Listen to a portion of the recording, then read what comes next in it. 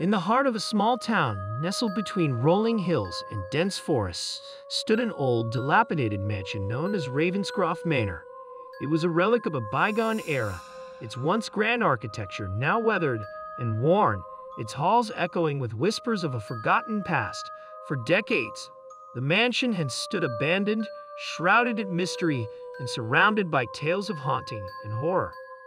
Legend had it that Ravenscroft Manor was cursed, its walls stained with the blood of those who had dared to enter its forsaken halls.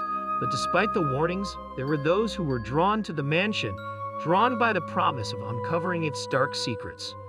Among those brave, or perhaps foolish, souls was a group of urban explorers who called themselves the Midnight Society. They were thrill seekers, adrenaline junkies who thrived on danger and excitement. And when they heard the rumors of Ravenscroft Manor, they knew they had to see it for themselves. On a cold, moonless night, the members of the Midnight Society gathered at the gates of the mansion, their flashlights cutting through the darkness like beacons of hope in a sea of despair. Leading the group was Alex, a fearless daredevil with a penchant for danger. With him were his friends, Sarah, the skeptic, Mark, the tech wizard, and Emily, the historian.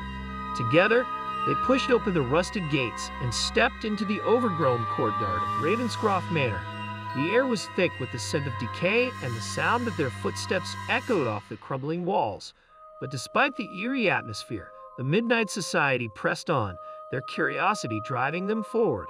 As they entered the mansion, they were greeted by a sight that sent shivers down their spines. The grand foyer was filled with cobwebs and dust, and the once magnificent chandelier lay shattered on the floor. But it was what adorned the walls that truly caught their attention, row upon row of eerie portraits, their eyes seeming to follow the intruders as they passed. Ignoring the feeling of unease that crept over them, the Midnight Society made their way deeper into the mansion, their flashlights cutting through the darkness like knives.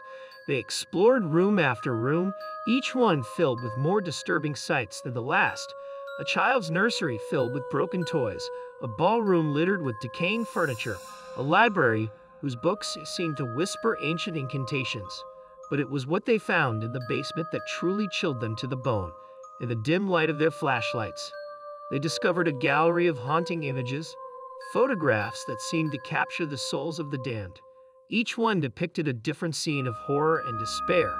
A woman writhing in agony, her flesh melting from her bones. A man with empty eyes, his face twisted in a rictus of terror. A child, her mouth stitched shut, tears streaming down her cheeks. Unable to tear their eyes away from the gruesome images, the Midnight Society felt a sense of dread wash over them. It was as if the very walls of Ravenscroft Manor were closing in around them, suffocating them with their malevolent presence.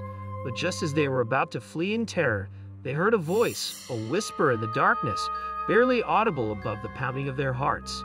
It spoke of a curse that had been placed on Ravenscroft Manor centuries ago, a curse that condemned all who entered to suffer for eternity.